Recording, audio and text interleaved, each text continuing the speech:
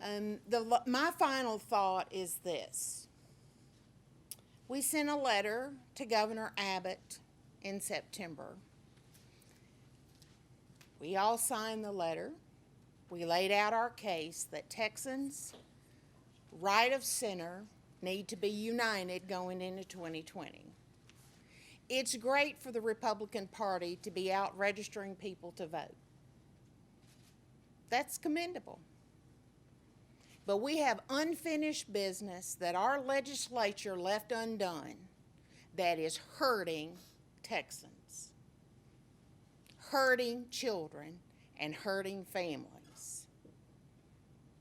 We have babies that won't be saved because the legislature didn't do its job.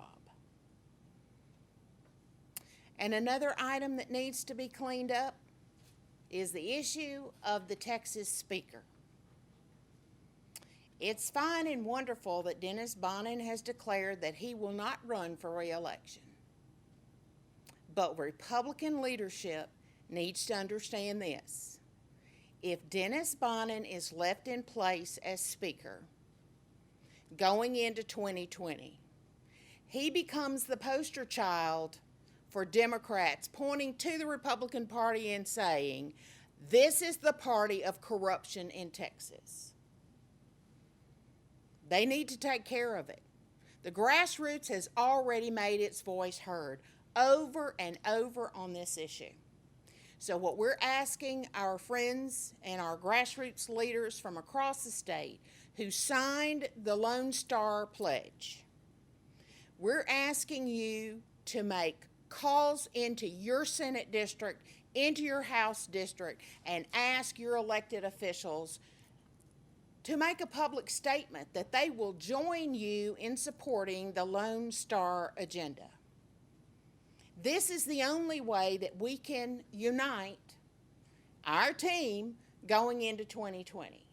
Because here is a very possible situation with no straight ticket voting and heavy voter turnout, particularly in the metro areas.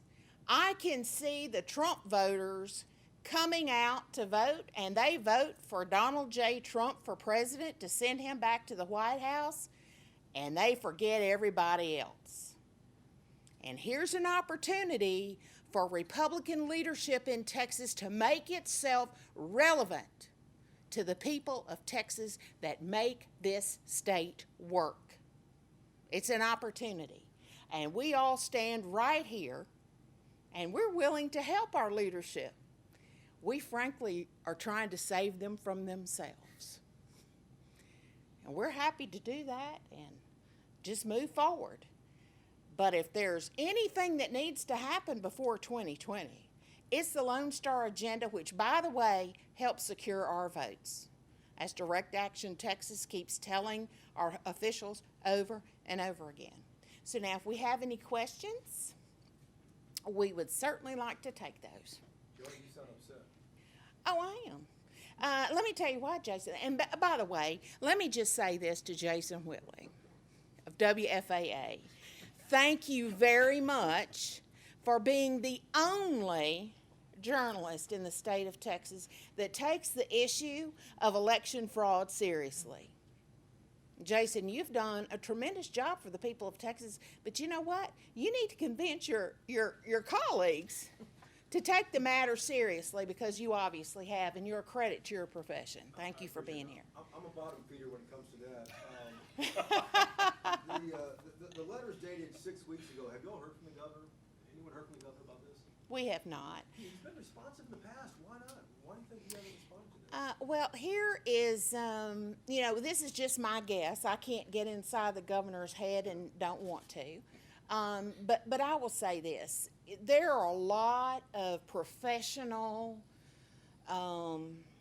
consultants that believe they know the grassroots. And I can tell you for sure, most of I would say 99.9% of the political consultants I know don't know a thing about the grassroots of Texas, that give up their time and their energy to try to get good public policies in Texas that offer opportunity for all and favoritism for none. People that offer opportunities for people to live free in Texas, like we all like to brag about, that Texas is better. But the fact of the matter is, whether you're talking about gun rights or pro-life issues or tax policy, and certainly on election reform, Texas does not lead this nation. We don't even lead the nation in regulatory reform. We have issues. Look, people in Texas and all of my colleagues, we believe Texas is exceptional. It's an exceptional place to live, and frankly, our politicians need to act like it. Texas needs to lead the nation in something other than these, soundbite kind of things we can all go on the news or we can tweet about that makes us look big and bad. But whenever we get down to everyday Texans and how they live, we're not doing enough for everyday Texans. For the small business owner, to set them free from regulations, we're doing none of that. And we need to do a better job. So this last session was a purple session, Jason.